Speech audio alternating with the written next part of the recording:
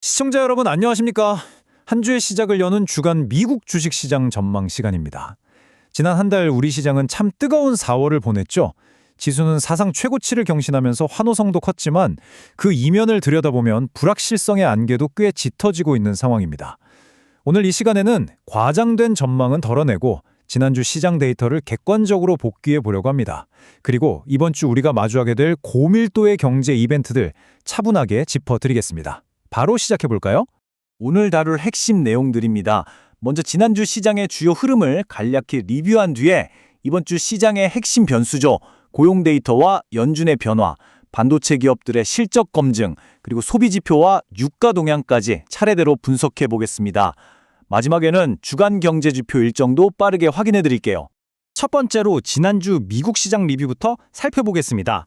지난 한 주 미국 증시는 중동의 지정학적 리스크 그리고 금리 부담이라는 꽤 거친 파도가 있었음에도 불구하고 전반적으로는 상승 마감하는 모습을 보였습니다. 여기서 10.4%라는 숫자를 주목해 볼 필요가 있습니다. S&P 500 지수가 4월 한 달 동안 무려 10.4%나 올랐거든요. 이게 2020년 11월 이후 최고의 월간 수익률입니다. 여러 대외적인 리스크에도 불구하고 시장의 기초 체력이 여전히 탄탄하다는 걸 객관적으로 보여주는 수치라고 할 수 있죠. 하지만 지수의 이런 긍정적인 흐름 뒤에는 다소 껄끄러운 매크로 지표들이 숨어 있었습니다. 3월 헤드라인 개인 소비 지출, 즉 PCE 물가가 전년 대비 3.5% 올랐는데요. 반면에 1분기 GDP 성장률은 2.0%에 그치면서 시장 예상치를 밑돌았습니다. 인플레이션은 잘 안 꺾이는데 성장은 둔화되고 있다는 사실, 이 부분은 확실히 인지하고 넘어가야겠습니다. 개별 종목으로 가보면 빅테크 안에서도 분위기가 확연히 갈렸습니다. 알파벳은 클라우드 부문이 잘 나오면서 주도권을 잡았고 애플은 사상 최대 규모인 1,100억 달러어치 자사주 매입을 발표하면서 시장을 이끌었죠. 반면에 메타는 AI 투자를 늘리겠다는 계획이 단기적인 비용 부담으로 인식되면서 주가가 밀렸습니다. 이제 시장은 AI 모멘텀을 무조건 환호하기보다는 이게 기업의 실제 비용에 어떤 영향을 미치는지 아주 냉정하게 평가하기 시작했다는 뜻입니다. 통화정책 쪽도 살짝 짚어보겠습니다. 파월 의장이 주재한 마지막 FOMC 회의에서 기준금리는 동결됐죠.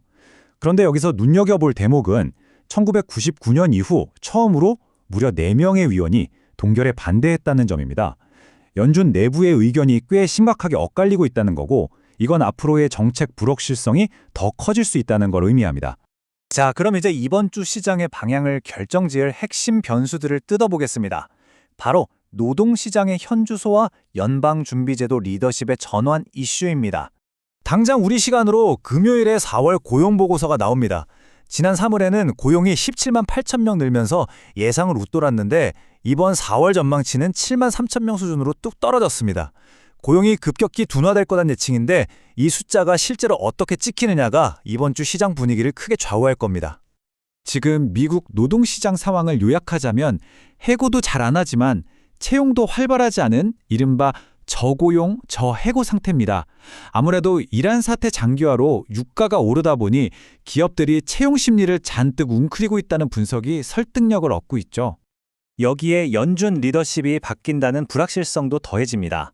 다가오는 6월부터 후임인 케빈 워시 체제로 넘어가게 되는데요. 앞서 말씀드린 대로 연준 내부가 매파적으로 꽤 분열된 상태에서 새 의장이 과연 어떤 스탠스로 물가와 싸워 나갈지 시장은 잔뜩 경계하며 지켜보는 중입니다.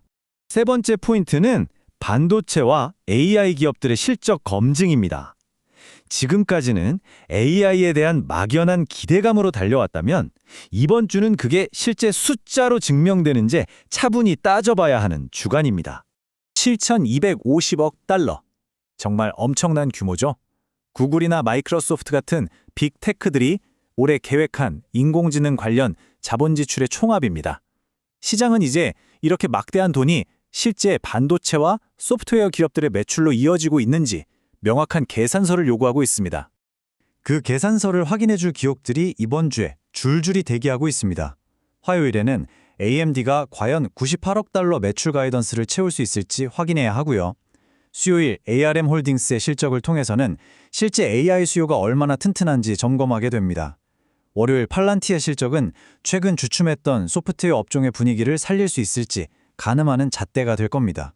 이어서 우리 시장의 바닥을 지탱하는 소비 지표, 그리고 구조적인 변수인 유가 동향을 살펴보겠습니다. 지금 미국 소비 시장은 아주 극명하게 둘로 나뉘어 있습니다. 수요일에 나올 디즈니의 실적은 고소득층의 여전한 여행 수요를 대변할 테고요. 반대로 목요일 맥도날드 실적은 저소득층의 생계형 소비가 얼마나 위축됐는지 보여주는 핵심 지표가 될 겁니다. 이 두 극단의 숫자들이 경기 침체 우려를 키울지 아니면 연착륙 기대감을 줄지 확인이 필요합니다. 그리고 절대 무시할 수 없는 변수, 바로 유가입니다.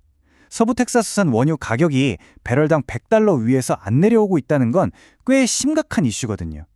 이 유가가 안정을 찾지 못하면 연준이 금리를 내리고 싶어도 구조적으로 내릴 명분이 없어지게 됩니다. 결국 이 유가 문제의 열쇠는 중동 협상의 진전 여부에 달렸습니다.